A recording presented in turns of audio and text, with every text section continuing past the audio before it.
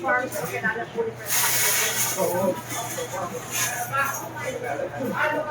Unfortunately, yun naman, yung Philippines, there's politics.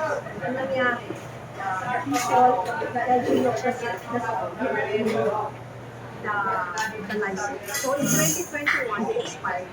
So hindi na sila nakapag-operate. And the Pangasinan government took over. Now we he invested 500 million already. Got to 350 hectares. ang nangyari, this salt farm was really owned by the Philippines sometime in the 1980s. Pero it's transferred, and then okay naman kung kailangan. In fact, they're exporting na, they're making other varieties.